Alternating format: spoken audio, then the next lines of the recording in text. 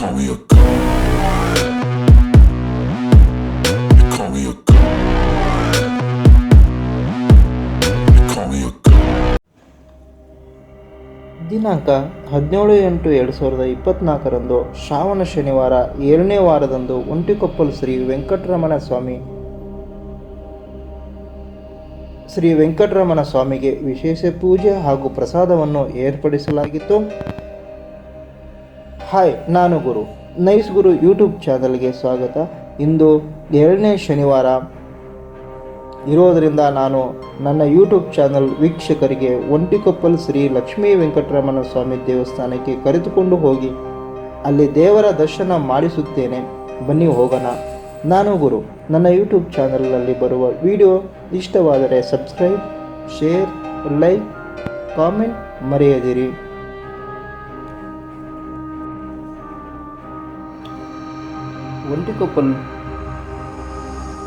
ಒಂಟಿಕೊಪ್ಪಲು ಶ್ರೀ ಲಕ್ಷ್ಮೀ ವೆಂಕಟರಮಣ ದೇವಸ್ಥಾನ, ಮೈಸೂರು. ಈ ದೇವಾಲಯವು 1937ರಲ್ಲಿ ನಾಲ್ವಡಿ ಕೃಷ್ಣರಾಜ ಒಡೆಯರ್ ಕಾಲದಲ್ಲಿ ನಿರ್ಮಾಣ ಮಾಡಲಾಗಿದೆ. ಈ ದೇವಾಲಯವು KRS ಮುಖ್ಯ ರಸ್ತೆಯಲ್ಲಿ ಕಂಡುಬರುತ್ತದೆ. ಮೈಸೂರಿನ ಹೆಸರಾಂತ ದೇವಾಲಯಗಳಲ್ಲಿ ಒಂಟಿಕೊಪ್ಪಲು ದೇವಸ್ಥಾನವೂ ಕೂಡ ಒಂದು ದೈವಿಕ ಸ್ಥಳ. ಈ ದೇವಸ್ಥಾನವು ಮೈಸೂರಿನ ಭಕ್ತಾದಿಗಳು ಕೋರಿದ ಆಶೆಯನ್ನು ನೆರವೇರಿಸುತ್ತದೆ. ಶ್ರೀ ಲಕ್ಷ್ಮೀ ವೆಂಕಟರಮಣ ಸ್ವಾಮಿಯ ದೇವಸ್ಥಾನಕ್ಕೆ ನಿತ್ಯ ದಿನಾಲೂ ಭಕ್ತಾದಿಗಳು ಆಗಮಿಸಿ ದರ್ಶನ ಪಡೆದು ಪಾವನರಾಗುತ್ತಾರೆ. ಇಲ್ಲಿಯ ವಿಶೇಷವೇನೆಂದರೆ ಶನಿವಾರದಂದು ಭಕ್ತಾದಿಗಳು ಹೆಚ್ಚಿನ ಸಂಖ್ಯೆಯಲ್ಲಿ ಆಗಮಿಸಿ ದೇವರ ಕೃಪೆಗೆ ಪಾತ್ರರಾಗುತ್ತಾರೆ. ನಮ್ಮ ವೀಕ್ಷಕರು ದೂರದಲ್ಲಿರುವವರು ನನ್ನ ವಿಡಿಯೋದಲ್ಲಿ ನೋಡಿ ನಿಮ್ಮ ಮನಸ್ಸಿನ ಕೋರಿಕೆಯನ್ನು ಈಡೇರಿಸಲು ಎಂದು ನಾನು ನಮ್ಮ ವೀಕ್ಷಕರು ದೂರದಲ್ಲಿರುವವರು ನನ್ನ ವಿಡಿಯೋ ನೋಡಿ ನಿಮ್ಮ ಮನಸ್ಸಿನ ಕೋರಿಕೆಯನ್ನು ಈಡೇರಿಸಲಿ ಎಂದು ನಾನು ಶ್ರೀ ಲಕ್ಷ್ಮೀ ವೆಂಕಟರಮಣ ಸ್ವಾಮಿಗೆ ನಿಮ್ಮ ಪರವಾಗಿ ಕೇಳಿಕೊಳ್ಳುತ್ತೇನೆ. ಶ್ರೀ ಲಕ್ಷ್ಮೀ ವೆಂಕಟರಮಣ ಸ್ವಾಮಿ ಮತ್ತು ಶ್ರೀ ಪದ್ಮಾವತಿಯ ವಿಗ್ರಹಗಳು ಇಲ್ಲಿ ನೀವು ನೋಡಬಹುದು. ಇದರ ಹಿಂದಿನ ಇತಿಹಾಸ: ಶ್ರೀ ಶ್ರೀನಿವಾಸ ದೇವರು ಶ್ರೀ ಚಿಕ್ಕಣ್ಣದಾಸರ ಕನಸಿನಲ್ಲಿ ಕಾಣಿಸಿಕೊಂಡರು.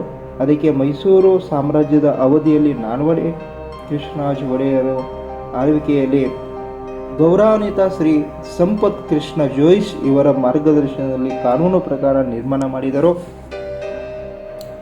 ಈ ದೇವಾಲಯದ ಹಿಂಭಾಗದಲ್ಲಿ ಶ್ರೀಕೃಷ್ಣನ ವಿಗ್ರಹ ಮತ್ತು ಹನುಮಂತನ ವಿಗ್ರಹ ನೀವು ನೋಡಬಹುದು. ಪಕ್ಕದಲ್ಲಿ ನವಗ್ರಹ ವಿಗ್ರಹವೂ ಕೂಡ ನೋಡಬಹುದು. ನನ್ನ ವಿಡಿಯೋದಲ್ಲಿದೆ, ಬೇಕಾದರೆ ನೋಡಿ. ದೇವಸ್ಥಾನದಲ್ಲಿ ಸಿಗುವ ಸೌಲಭ್ಯಗಳು: ಅತ್ಯಂತ ಆಧುನಿಕ ಭೋಜನಾಲಯ, ಸುಸಜ್ಜಿತ ಅಡಿಗೆ ಮನೆ, ಒಂದೇ ಸಮಯದಲ್ಲಿ 30,000 ಜನರಿಗೆ ಪ್ರಸಾದ ತಯಾರಿಸಬಹುದು. ಒಂಟಿಕೊಪ್ಪಲು ದೇವಸ್ಥಾನದಲ್ಲಿ ಭಕ್ತಾದಿಗಳಿಗೆ ಸೇವೆ ಒದಗಿಸಲು ಅತ್ಯಂತ ಮೂಲ ಸೌಕರ್ಯವಿದೆ. ಭಕ್ತರಿಗೆ ಪೂಜೆ, ಧಾರ್ಮಿಕ ಕಾರ್ಯಕ್ರಮಗಳು ಮತ್ತು ಮದುವೆಗಳನ್ನು ನಡೆಸಲು ವ್ಯವಸ್ಥೆ ಇದೆ. ಇವರದೇ ಆದಂಥ ಭಜನಾ ಮಂಡಳಿಯನ್ನು ಕೂಡ ಇದೆ. ಈ ದೇವಸ್ಥಾನದಲ್ಲಿ ವಿಶೇಷವಾಗಿ ಮಹಾಮಂಗಳಾರತಿಯನ್ನು ಕೂಡ ನಡೆಸಲಾಗುತ್ತದೆ.